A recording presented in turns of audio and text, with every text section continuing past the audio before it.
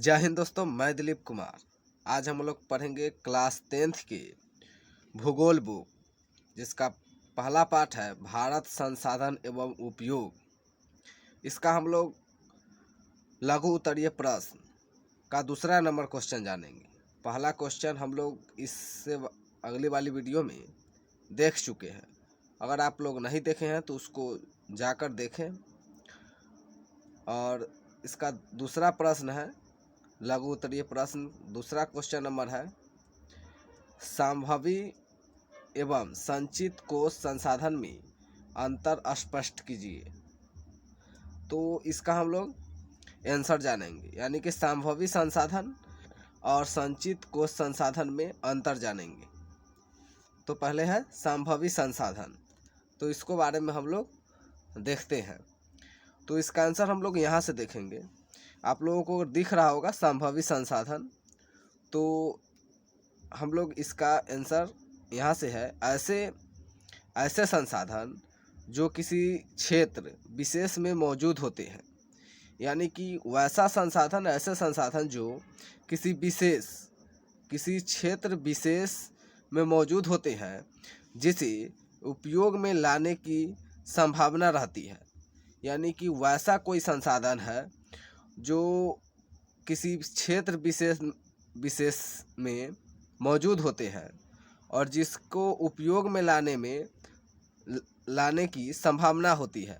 ऐसा भी कोई संसाधन है जिसका उपयोग में लाने की संभावना नहीं भी होती है, लेकिन इसमें वैसा संसाधन है जिसका उपयोग में लाने की संभावना रहती है, जिसका उपयोग अभी तक नहीं किया गया है।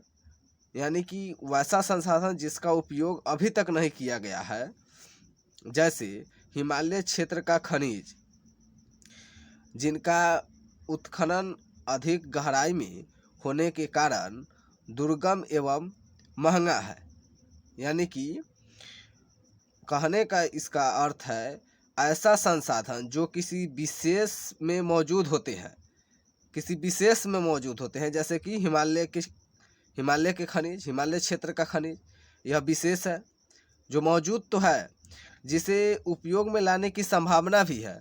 यानी कि हिमालय की खनिज का हम लोग उपयोग में लाने की संभावना भी है, जिसका उपयोग अभी तक नहीं किया गया है।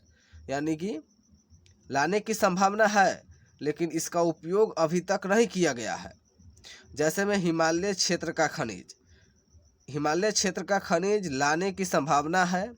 यह एक विशेष में मौजूद होते हैं, यह किसी विशेष क्षेत्र में मौजूद होते हैं हिमालय का खनिज, और इसका उपयोग अभी तक नहीं किया गया है, जिनका उत्खनन अधिक गहराई में होने के कारण दुर्गम एवं महंगा है। यानी कि अधिक गहराई में खोदने के कारण यह दुर्गम एवं महंगा है। परंतु यहाँ से अब देखेंगे, परंतु अभी तक इनका सही रूप से विकास नहीं हो पाया है। यानी कि अभी तक इसका सही रूप से विकास नहीं हो पाया है। अगर संभावी संसाधन देखें तो यही सब इसका आंसर है। अगर आप लोग इसको अपने कॉपी में लिखकर और तब इसको समझे और पढ़े तो और अच्छा होगा, और इसको याद करें। यह क्वेश्चन ऐसा क्वेश्चन पूछता है, तो इसका आंसर हम लोग एक और पढ़ते हैं। ऐसा संसाधन जो किसी क्षेत्र विशेष में मौजूद होते हैं, जिसे उपयोग में लाए जाने की संभावना रहती है, जिसका उपयोग अभी तक नहीं किया गया है। जैसे हिमालय का क्षेत्र का खनिज, जिनका उत्खनन अधिक गहराई में होने के कारण दुर्गम एवं महंगा है।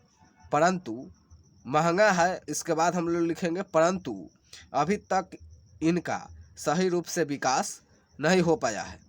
इसको आप लोग देखकर और सुनकर इस वीडियो को याद कीजिए, और इससे अच्छा होगा आप अपने कॉपी में इसको देखकर लिखिए और इसको समझिए और याद कीजिए। अब आगे है इसी क्वेश्चन में संभावी संसाधन के बारे में तो हम लोगों ने देख लिया।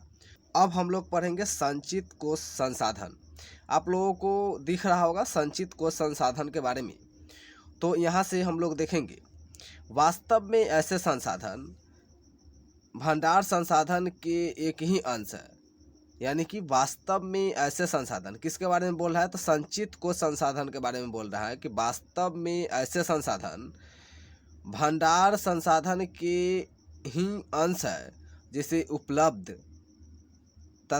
तकनीक के आधार पर प्रयोग में लाया जा सकता है। इनका तत्काल उपयोग प्रारंभ नहीं हुआ है। यानी कि वास्तव में अगर संचित कोश संसाधन को देखा जाए तो वास्तव में ऐसे संसाधन है, संचित कोश संसाधन वास्तव में एक ऐसा संसाधन है जिसका भंडार संसाधन एक ही अंश है, जिसके उपलब्ध तकनीक के आधार पर, यानी कि उपलब्ध तकनीक के आधार पर प्रयोग में लाया जा सकता है। जिनका तत्काल उपयोग प्रारंभ नहीं हुआ है, यह भविष्य की पूंजी है।